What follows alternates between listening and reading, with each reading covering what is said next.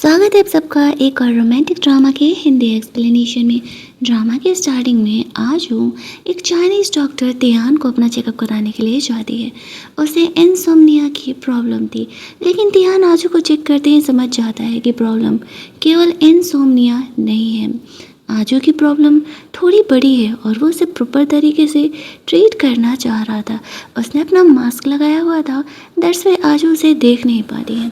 वो उसे मसाज देना स्टार्ट करता है, तभी आजू फ्लैशबैक में याद करती है अभी कुछ दिनों पहले ही अपने उसने 5 साल का बॉयफ्रेंड जूदों को चीटिंग करते हुए पकड़ा था। वो बहाना करता है कि वो उस रात बहुत ज़्यादा ही ड्रंक था। वो सिर्फ आयु से प्यार करता है और उसी से शादी करना चाहता है। अब प्यार में पड़ी हुई लड़कियां तो इतनी बेवकूफ़ हो जाती है कि चीटर को भी दोबारा मौका दे देती है, इस बात को भूल करके कि once a cheater always a cheater. आज वो यहाँ पर जूदों को दोबारा चांस दे दी है और उसे शादी करने के लिए तैयार थी, लेकिन कहीं ना कहीं उसके मन में ये चीज़ था कि उसे भी जूदों को उसी तरीके से ट्रीट करना है जैसा कि उसने उसे ट्रीट किया था। दैट्स वाई वो तियान से डायरेक्टली पूछती है क्या वो उसके साथ सोएगा। तियान ये बात सुन करके शॉक हो जाता है और वो जानबूझ करके आयु की बातों को मैनिपुलेट करता है। वो जानता था कि आजू को ट्रीटमेंट की ज़रूरत है, वो हाँ कह देता है। आजू उसे कहती है अपना मास्क हटाने के लिए। वो सोने से पहले ये देखना चाहती है कि वो जिसके साथ सो रही है क्या वो हैंडसम दिखता है या नहीं। तियान यहाँ पर आजू के फिंगर पर देखता है, उसने अब भी वेडिंग रिंग पहना हुआ था। वो अपना मास्क उतारता है और वो सच में काफ़ी हैंडसम था। आजू को वो अपने मेडिटेशन रूम में वेट करने के लिए बोलता है। आज वहाँ पर जाती है तो तियान उसे सिर्फ केवल टॉवल में होने के लिए बोलता है। आज वो वही करती है जो कि तियान बोला था। थोड़ी देर बाद तियान उस कमरे में आता है और उसे मसाज देने का कोशिश करता है। वो कहता है बस आज वो यहाँ पर रिलैक्स करे। आगे बढ़ के वो उसे किस करने लगता है। तभी वहाँ पर जू दोंग कमरे में आ जाता है और आजू पर गुस्सा करते हुए कहता है वो ये क्या कर रही है। आजू उसे कहती है कि तुम्हें वही दिखा रही हूँ और वही दे रही हूँ जो तुमने मुझे दिया था धोखा, क्यों तुम्हें दिख नहीं रहा क्या। ये बोल करके वो वापस से तियान को किस करने लगती है, लेकिन ये सिर्फ आजू का सपना था। उन दोनों के बीच ऐसा कुछ नहीं हुआ था। असल में तियान आजू को जानबूझ करके एज ए पेशेंट ट्रीट कर रहा था। हालांकि वो समझ रहा था कि आजू का ये कहना कि वो उसके साथ सोना चाहती है, उस बात का वो मतलब अच्छी तरीके से समझ रहा था, लेकिन फिर भी वो आजू को एक पेशेंट की तरह ट्रीट करते हुए उसे मसाज देता है, जिस वजह से कई दिनों के बाद आजू को 2 घंटों के लिए नींद आती है और वो बहुत ही रिलैक्स फील कर रही थी। जैसे ही वो जगती है तियान से पूछती है वो कितनी देर के लिए सो रही थी। तियान उसे कहता है 2 घंटों के लिए। उसने आजू के लिए कुछ चाइनीज़ ओल्ड मेडिसिन बना दिया है, अगर वो रेगुलर बेसिस पर उसे लेते रहेगी तो आजू को धीरे धीरे नींद आने लगेगी। हर हफ्ते आजू को कम से कम एक बार उससे मिलने के लिए आना ही पड़ेगा। आजू तियान को कुछ नहीं बोलती है और चुपचाप चेंज करने के लिए जाने लगती है, लेकिन जाने से पहले इतना ज़रूर कहती है शायद तुम मेरे सोने का मतलब समझे नहीं। ये कह के वो वहाँ से चली जाती है। बाहर जाती है तभी उसे जोदों का कॉल आता है। आज उसके कॉल मैसेज का जवाब नहीं दे रही थी तो उसे बार बार कॉल कर रहा था। वो कहता है कि हमारे पेरेंट भी आए हुए हैं और दोनों मिलना चाह रहे हैं। आजू को वहाँ से जाना पड़ता है। तियानो से कहता है चलो मैं तुम्हें छोड़ देता हूँ, ठंडी हवाओं में जाओगी तो मुश्किल बढ़ जाएगी। आजू तियान के एक सिंपल से कार में वहाँ पर जाती है। दोनों जोधों के घर के बाहर वेट कर रहे थे। जोधों इधर आने लगता है। आजू अपना फेस छुपा लेती है क्योंकि वो नहीं चाहती थी तियान के साथ जोधों उसे देखे। जोधों कार में अंदर देखता है तो देखता है कि कोई लड़का यहाँ पर अपनी गर्लफ्रेंड के साथ है। अब उसे यहाँ पर ये लगने लगता कि वो होगा कोई और। वो अंदर जाने लगता है। आजू तियान को उसका हेल्प करने के लिए थैंक्स बोलती है। तियान उसे कहता है तुम्हें पता है ना कि तुम्हें हर हफ्ते मुझसे मिलने के लिए आना है। आजू कहती है हाँ, और फिर वो उस कार से बाहर निकल जाती है। वो और जोदोंग दोनों लिफ्ट में भी जा ही रहे थे कि तियान वहाँ पर बीच में आ जाता है। अब जोदोंग ये देखता है तो आजू को वो धीरे से कहता है मैंने इस बंदे को भी उसकी गर्लफ्रेंड के साथ देखा था, पता नहीं उसकी गर्लफ्रेंड कहाँ चली गई। आजू कहती है कि शायद तुम मिसअंडरस्टूड कर रहे होगे, लेकिन जोदोंग कुछ नहीं कहता है। उनका फ्लोर आता है, लिफ्ट खुलता है, जोदोंग उतर जाता है और आजू को अपने साथ चलने के लिए कहता है। जैसे ही वो लिफ्ट के गेट से बाहर निकल रही थी तियान उसे अपने करीब खींच लेता है। अब आजू यहाँ पर शौक हो जाती है और पूछने लगती है कि वो ये क्या कर रहा है। तब तियान उसे जो दवा अपने साथ वो लेकर के आया था उसे देते हुए कहता है इसे लेते रहना, हम अगले हफ्ते मिलते हैं। आजू उसे थैंक्स बोल करके वहाँ से निकल जाती है। अगले दिन जूदोंग के मॉम डैड और आजू की मॉम आपस में मिल के शादी का वेन्यू पसंद कर रहे थे। आजू की मॉम और डैड का डाइवोर्स हो चुका था। यहाँ पर होटल तो अच्छा था, लेकिन आजू जूदोंग से शादी करे या नहीं वो इस चीज़ के लिए श्योर नहीं थी। दैट्स वाई यहाँ पर वो इस शादी के वेन्यू को भी मना कर देती है। जूदोंग की मम्मी से कहती है इतने भी नखरे करने अच्छी बात नहीं होती है। शादी का डेट पास आ रहा है, हमें होटल चूज करना ही होगा। आजू कहती है आंटी शादी है, कोई मजाक थोड़ी है, और मैं कोई रिग्रेट नहीं रखना चाहती, इसी वजह से मैं एक अच्छा होटल चूज करी हूँ, है ना जूदोंग? हमें एक अच्छी जगह चूज करनी चाहिए ना। अब जूदोंग तो यहाँ पर चीटिंग करके बैठा हुआ था, तो वह ज़्यादा आजू के खिलाफ नहीं जाता है। जो वो कह रही थी वो चुपचाप मान लिया करता था, तो वो ये बात मान जाता है। अच्छा, आपको पर्सनली क्या लगता है कि क्या एक चीटर इंसान कभी लाइफ में सुधर सकता है? कमेंट में अपने पर्सनल थॉट ज़रूर देना कि क्या हमें चीटर को दोबारा मौका देना चाहिए। यहाँ पर अगले दिन दियान और आयो दोनों कोइंसिडेंटली मिलते हैं। आजू को वो अपने पर्सनल क्लिनिक में चेकअप कराने के लिए लेकर के जाता है, और आजू को ये लग रहा था कि वो उसके साथ नाइट स्पेंड करने के लिए उसे लेकर के आया हुआ है। वो दियान को कहती है इतना भी भोला बनने की ज़रूरत नहीं है, तुम कोई छोटे बच्चे नहीं हो जो मेरी बात का मतलब नहीं समझ रहे हो। जब मैं तुम्हें इंसिस्ट कर रही हूँ तो तुम रोक भी नहीं रहे हो। इट मीन्स कि तुम मेरे लिए कुछ तो फील करते हो, लेकिन फिर इस तरीके से इनिशिएटिव क्यों नहीं ले रहे हो? दियान आजू के करीब आ जाता है। वो कहता है तुम यही चाहती हो? आजू कहती है लेकिन ये तो हॉस्पिटल है। दियान कहता है वही तो, और मैं यहाँ पर केवल तुम्हें ट्रीटमेंट ही कराने के लिए लेकर के आया था और कुछ नहीं। वो अपना डॉक्टर वाला कोट लेता है और आजू को कहता है देखो, आई नो कि तुम अभी बहुत ही ज़्यादा परेशान हो। इंसोमिया ही तुम्हारी प्रॉब्लम नहीं है, प्रॉब्लम तुम्हारे दिल में है। जिस चीज़ को तुम लेकर के परेशान हो, पहले उस नॉट को, उस गांठ को खोलो, खुद को एक दोबारा मौका दो, तभी तुम्हारी प्रॉब्लम सॉल्व हो पाएगी। मेरे साथ सोने से तुम्हारी प्रॉब्लम सॉर्ट आउट नहीं होने वाली है। मैं तुम्हें एक पेशेंट की तरह ही ट्रीट करता हूँ। यहाँ पर वो आजू को दवा पीने के लिए देता है। आज वो दवा पी के जा रही थी, उसे काफ़ी कसाला लगता है, तो दियान उसे एक चॉकलेट खिला देता है। तभी वहाँ पर जूदोंग आजू को ढूंढते हुए इधर आने लगता है। उसने आजू के फ़ोन में जीपीएस लोकेटर डाउनलोड करके रखा हुआ था, और ये बात आजू को पता नहीं था। दियान आजू को कमरे के दूसरे डोर से बाहर निकाल देता है। इधर जब कॉरिडोर में वो दोनों मिलते हैं तो यहाँ पे जूदोंग को थोड़ा डाउट तो होता है, लेकिन वो आजू से ज़्यादा सवाल नहीं करता। तियान को भी यहाँ देख करके वो कन्फ्यूजन में था कि वो दूसरी बार इस बंदे को देख रहा है। वो कुछ ज़्यादा ही फ्रीक्वेंट आजू के आसपास रह रहा है। हालांकि उसे डाउट नहीं होता है कि आजू उसे धोखा दे रही होगी। आजू पूछने पर बहाना कर देती है वो यहाँ पर अपना दवा लेने के लिए आई हुई थी, उसे रातों को नींद नहीं आती है। वो दोनों वहाँ से चले जाते हैं। अगले दिन आजू तियान के बारे में सोचना छोड़ नहीं पा रही थी। उसकी मॉम कहती है कि कुछ गिफ्ट लेकर के हम लोग जोधुम के मॉम डैड से मिलने के लिए जाते हैं। पिछली बार जो किया उसके बाद चीज़ें काफ़ी ऑकवर्ड हो गई है। आजू कहती है मॉम मुझे ऐसा लगता है कि शायद मैं ये शादी आपके लिए कर रही हूँ, या फिर जो मेरा ये 5 साल जोधुम के साथ रिलेशनशिप था वो बेकार ना जाए इसलिए कर रही हूँ। उस बंदे ने मुझे धोखा दिया और फिर भी मैं उससे शादी करने के लिए तैयार हूँ। वो खुद के लिए तो हो नहीं सकता ना।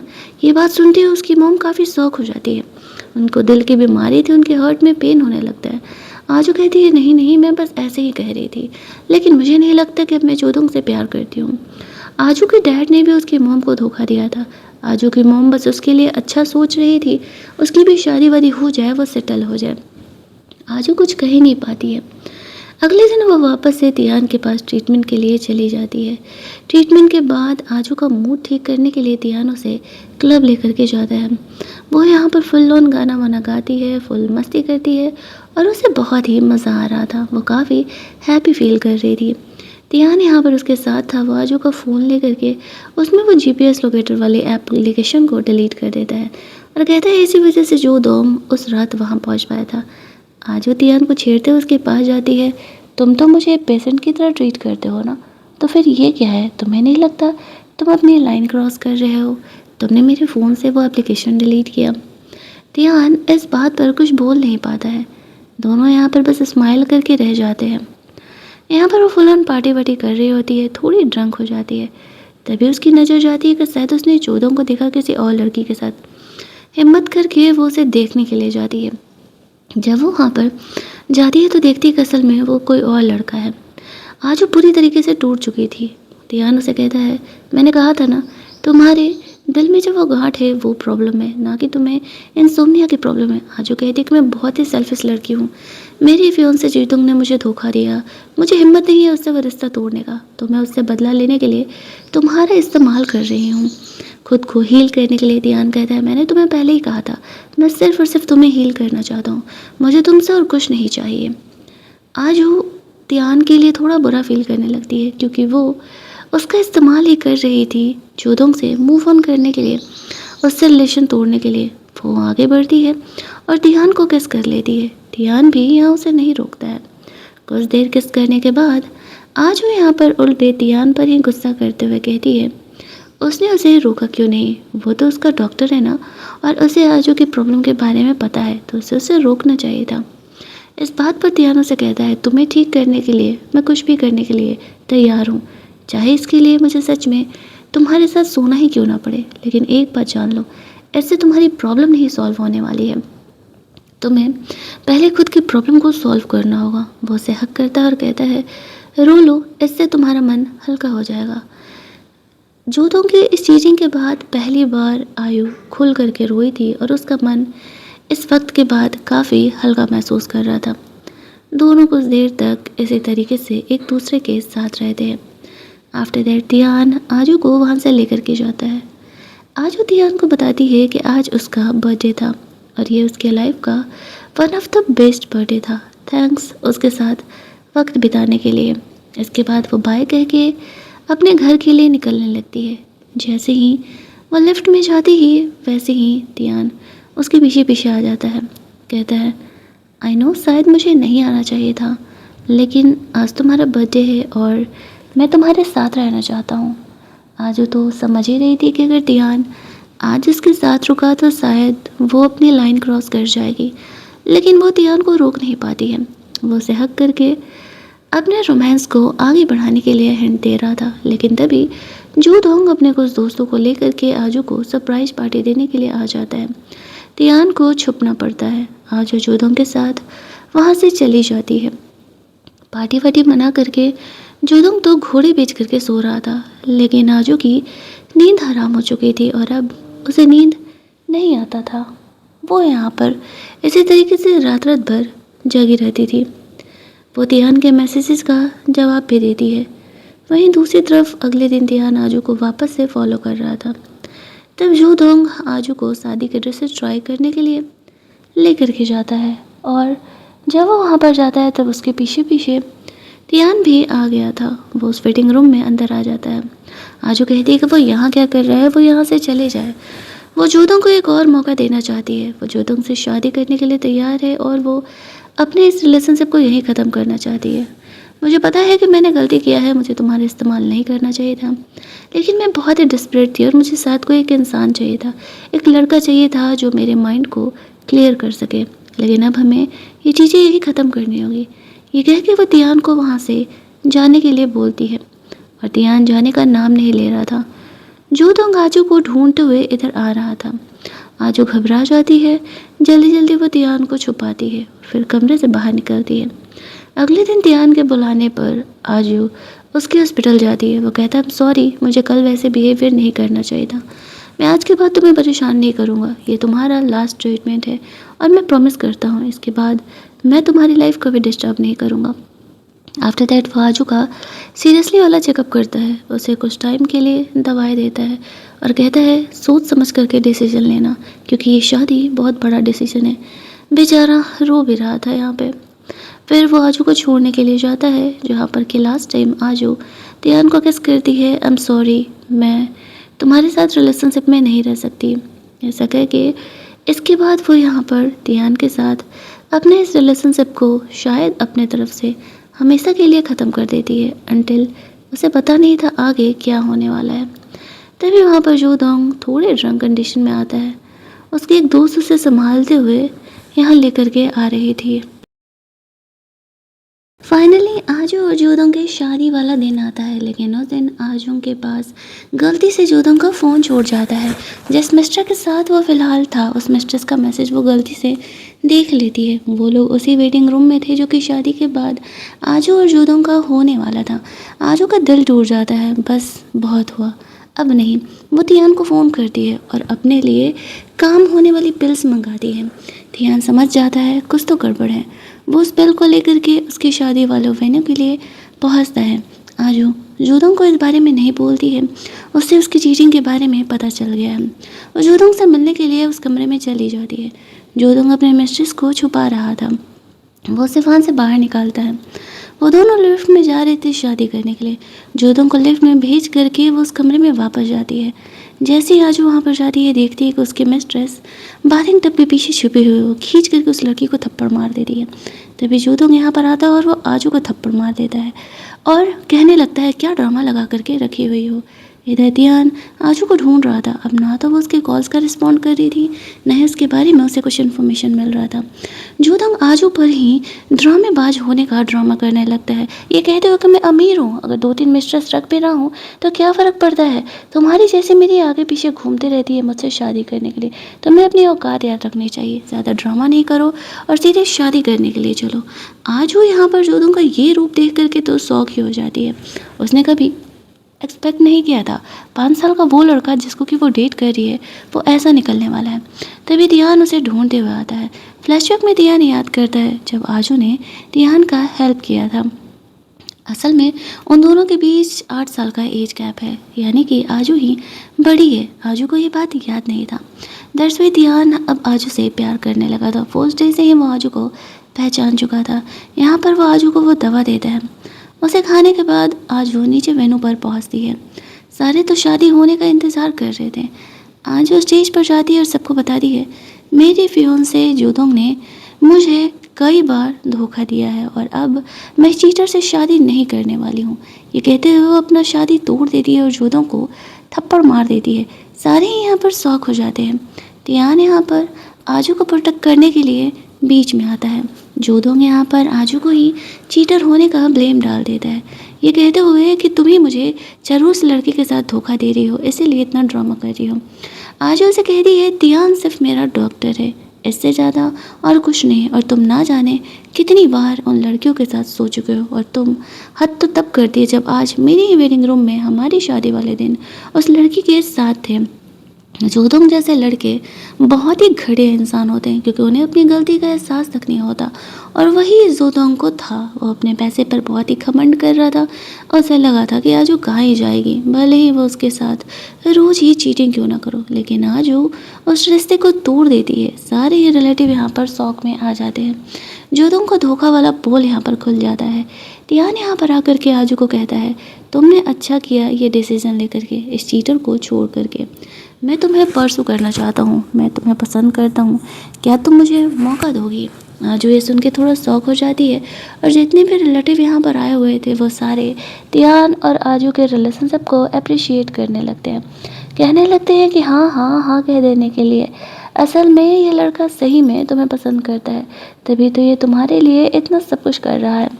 लेकिन आजू ने तियान की बातों का जवाब नहीं दिया था। हाँ, इतना ज़रूर श्योर था कि उसने जोदोंग से अपना रिश्ता पूरी तरीके से तोड़ लिया था। ये शादी यहाँ पर ख़त्म होती है, सारे रिलेटिव वहाँ से चले जाते हैं। लेकिन तभी वहाँ पर आजू की मॉम की तबीयत ख़राब हो जाती है। तियान और आजू जल्दी जल्दी नीचे जाते हैं और आजू की मॉम को हॉस्पिटल में एडमिट कराते हैं। उनकी दिल की प्रॉब्लम थी, उन्हें नहीं पता था कि उनकी बेटी कितना कुछ झेल रही है। दूसरी तरफ जोदोंग की मॉम उसे बहुत ही डांट लगाती है कि तुम्हें ये सब कुछ शादी से पहले करना ज़रूरी था क्या। बताओ, तुमने हमारी नाक कटवा दी। मैंने पहले ही कहा था कि लड़की बहुत ही तेज़ है, तुम्हें संभल करके रहना होगा। अगले दिन तियान और आजू उसकी मॉम को हॉस्पिटल में एडमिट करा के वहाँ से घर लौट रहे थे। आजू तियान के साथ अब ओपेनली थी और वो बहुत ही ज़्यादा खुश थी। तभी जोदोंग वहाँ पर आ जाता है। वो आयु के ये चीटर साबित करके उसे ही गलत ठहरा रहा था, उसे वापस से शादी करने के लिए कहता है। तियान उसे थप्पड़ मारते हुए कहती है वो तो भूल ही जाना। तभी तियान यहाँ पर आता है और दोनों आपस में लड़ने लगते हैं। इस चक्कर में तियान को थोड़ा सा चोट लगता है, लेकिन वो ओवर मेलो ड्रामा करने लगता है कि जोदोंग ने उसे कुछ ज़्यादा ही ज़ोर से मार दिया। आवाज़ वहाँ जाकर के तियान का फ़िक्र करने लगती है। उसे वहाँ से अपने घर लेकर के जाती है। तियान के वो सर पर फर्स्ट ऐड कर रही थी और यहाँ पर तियान कहता है, आई नो तुम्हारा ब्रेकअप हुआ, तुमने अपने चीटर बॉयफ्रेंड को पकड़ा, तुमने अपनी शादी तोड़ी, इसके बाद तो यहाँ पर तुम बहुत ही अजीब से इमोशंस अप एंड डाउन से गुजर रही होगी, तो चलो आज रात ना मैं तुम्हारे साथ ही रुक जाती हूँ। तियान को मन तो था आजू के साथ रुकने का, लेकिन वह आजू के ही मूड का बहाना बना करके उसके साथ रुकने के लिए बोलता है। अब आजू भी उसे हाँ कह देती है। दोनों के बीच एक छोटा मोटा किस्सा होता है, लेकिन इसके बाद तियान यहाँ पर काफ़ी ऑकवर्ड हो जाता है। उसने आजू को कहा था आजाद वो यहीं स्टे करेगा। वैसे तो आजू ने उसे नीचे सोफे पर सोने के लिए बोला था, लेकिन वो यहाँ पर आजू के बेड पर चल जाता है और वो दोनों यहाँ पर इंटीमेट होने का डिसाइड करते हैं। अब आजू किसी रिलेशनशिप में तो थी नहीं जो वो खुद को रोकने वाली थी, और फाइनली दोनों यहाँ पर एक दूसरे से प्यार करते हैं। अगली सुबह का हमें सीन दिखाया जाता है जहाँ पर कि जोदंग जानबूझ करके उसकी मॉम को हॉस्पिटल से लेके आया था और वो आजू के खिलाफ भड़काते हुए कहता है आपको खुद पता चल जाएगा कि कौन धोखा दे रहा है, आप जा करके एक बार खुद अपनी बेटी के कमरे में देख लीजिए। मैं तो आजू से इतना प्यार करता हूँ, वो बेकार में इतना ड्रामा कर रही है, उसे कोई गलतफहमी हो गई है, मैंने उसे कोई धोखा वोखा नहीं दिया है। आजू की मॉम आजू को ढूंढते हुए उसके कमरे में जाती है, जहाँ पर कि उसकी मॉम के आने के बारे में तियान को पहले ही पता चल गया था और वो कर्टन्स के पीछे छुप जाता है। उसकी मॉम को नहीं पता चल पाता है। आजू को वो अकेला ही देखती है। वो कहती है अच्छा हुआ बेटा जो तुमने जोदंग से ब्रेकअप कर लिया, मुझे तो पता ही नहीं था कि वो असल में तुम्हें धोखा दे रहा है, वो अब भी तुम्हारे खिलाफ मुझे भड़काने का कोशिश कर रहा था।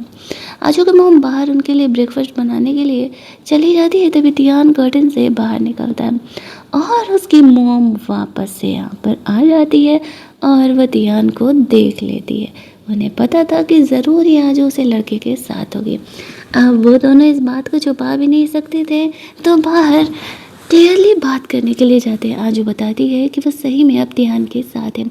उसकी मॉम तियान को गरीब समझ रही थी। वो अपने साइड से उसे पैसे देते हुए कहती है बेटा लड़कों को हैंडसम दिखना चाहिए, लड़कों की खूबसूरती उनकी वाइफ को इंडिकेट करती है।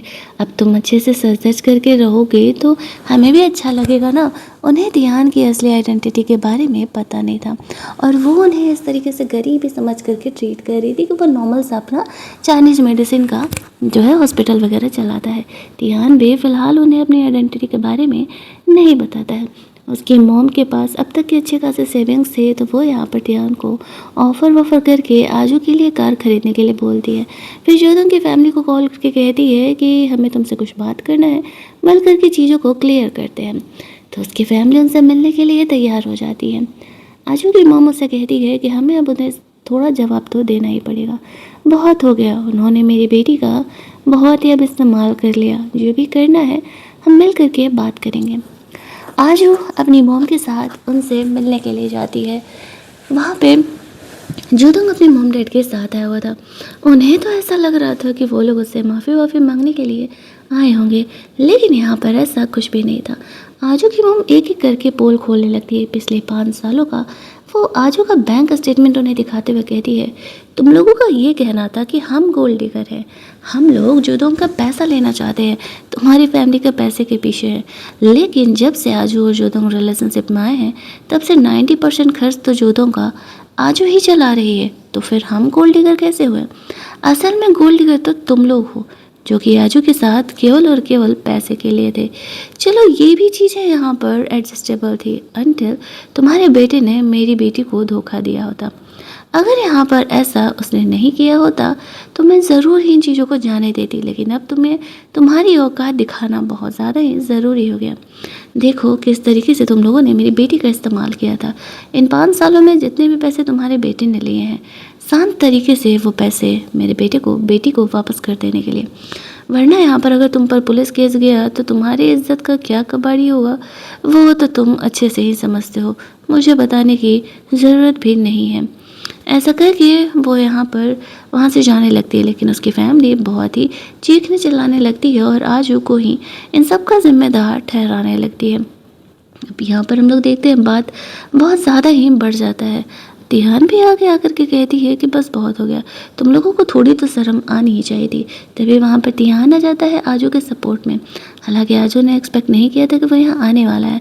वह यहाँ पर आते ही एक एक करके आजू को बहुत सारे गिफ्ट वगैरह देने लगता है और बोलने लगता है, देखो मैंने तुम्हारे लिए नई कार भी खरीद ली है, यहाँ पर एक हमारे लिए फ़्लैट है, एक हमारी मोम साथ में रहेंगी, वो वाला फ्लैट है, और कुछ हमारी ये ज्वेलरीज है जो कि तुम्हारे आगे काम आ सकती हैं। ऐसे कह के वो असल में यहाँ पर जोदोंग के सामने अपना पैसा शो ऑफ कर रहा था, जिस वजह से कि यहाँ पर तियान को बहुत ही ज़्यादा गुस्सा आने लगता है और इस तरीके से वो चिल्लाने लगता है। उन्हें वहाँ से बाहर निकाल दिया जाता है। बाहर जाने पर उसे पता चलता है कि असल में यहाँ पर तियान इस होटल का ओनर है, यानी कि वो बहुत ही अमीर है। अब वो आजू से मिलने के लिए जाता है। वो बहुत ही गुस्से में था। वो उसे कह रहा था, यानी कि तुम्हें पहले से पता था ना कि तियान इतना अमीर है। अब तक आजू को तो पता नहीं था। अब जोदोंग उसे बोलता है तो उसे पता चलता है कि असल में वो बहुत ही अमीर है। वो कहती, हाँ अगर पता था भी तो तुम्हें क्या। वो कहता है, इसी वजह से तुमने मेरा इंसल्ट करने के लिए ये सब कुछ किया ना, मैं तुम्हें नहीं छोड़ूंगा। ये कह के वो आजू के साथ इंटीमेट होने का कोशिश करने लगता है, जिस वजह से कि वो बहुत ही ज़्यादा गुस्सा करने लगती है और यहाँ पर तियान बीच में आ जाता है उसे सेव करने के लिए। और जब तियान यहाँ पर आता है तो उसे अच्छी खासी पिटाई लगाता है और आजू को वहाँ से लेकर के जाता है। तियान के हाथ में चोट वोट लगा था। आजू यहाँ पर उसका फर्स्ट एड कर रही थी। वो देखती है कि असल में तियान ने आजू के लिए अच्छा खासा कार खरीदा है जो कि बहुत ही महंगा है। आजू को चलाने नहीं आता था, लेकिन तियान उसे कहता है, डोंट वरी, मैं तुम्हें ड्राइव करना सिखाऊंगा। अगले दिन वो लोग उस विला में जाते हैं जो कि तियान ने खरीदा था उसके और आजू के रहने के लिए।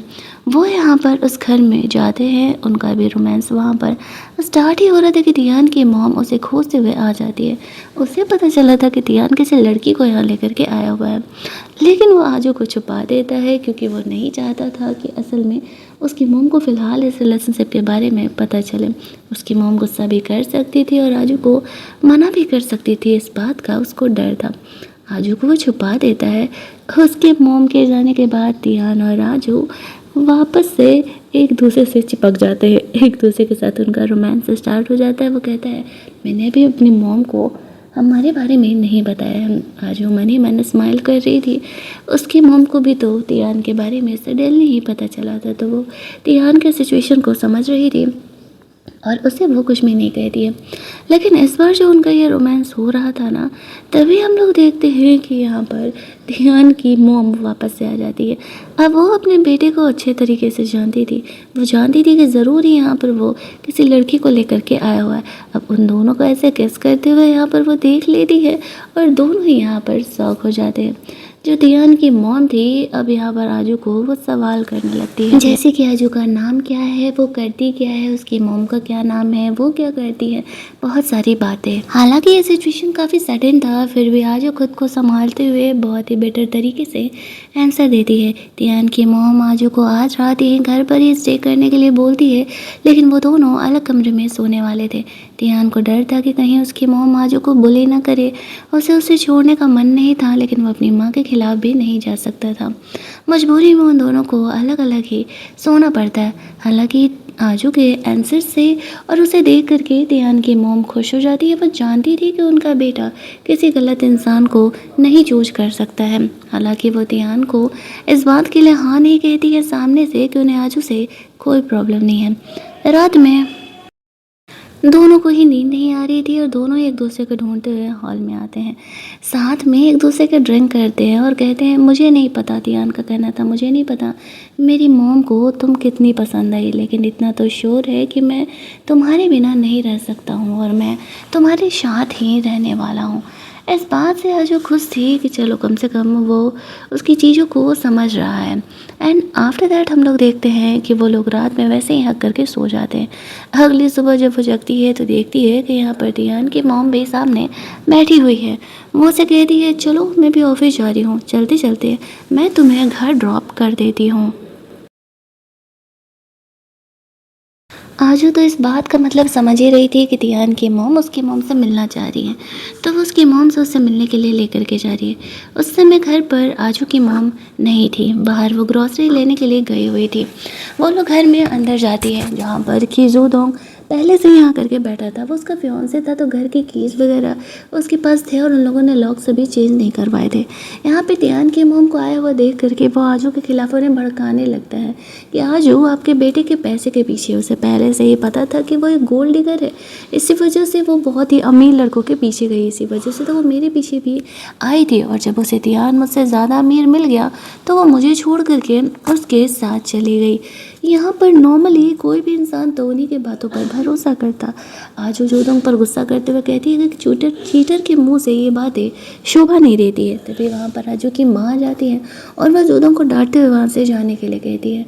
वहाँ लगे एक पुराने फ़ोटो को देख करके तियान की माँ समझ जाती है कि आजू की माँ उसकी पुरानी दोस्त है, जो कि बचपन में दोनों साथ में खेला करते थे।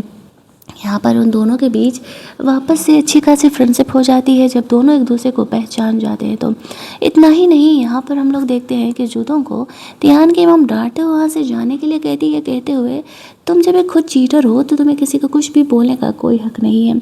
आज वो कैसी है वो मैं अच्छे तरीके से समझ जाऊँगी, मुझे तुम्हारे मुँह से ये बातें सुनने की ज़रूरत नहीं है।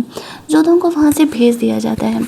तियान की माँ आजू और तियान के रिलेशनशिप को हाँ कह देती है। यहाँ पर वो दोनों बहुत ही खुश हो जाते हैं। तियान आजू को बाहर लेकर के जाता है। वो उसे बताता है कि बचपन में एक बार आजू ने उसकी हेल्प की थी। जब वो फर्स्ट टाइम उसे ट्रीटमेंट कराने के लिए आई थी तो ही वो उसे पहचान गया था। आजू ये बात सुन कर के बहुत ही खुश हो जाती है। तियान यहाँ पर आजू को शादी के लिए प्रपोज करता है। वो उसे हाँ कह देती है और इसी हैप्पी एंडिंग के साथ हमारी ये कहानी यहीं पर एंड कर दी जाती है। अगर आपको ये कहानी अच्छी लगी होगी तो वीडियो को लाइक और शेयर करना मत भूलना। चैनल को सब्सक्राइब कर लेना ताकि नए वीडियोज़ के नोटिफिकेशन आपसे मिस ना हो। चलिए जल्दी से मिल लेते हैं हम लोग एक और नई कहानी के हिंदी एक्सप्लेनेशन में।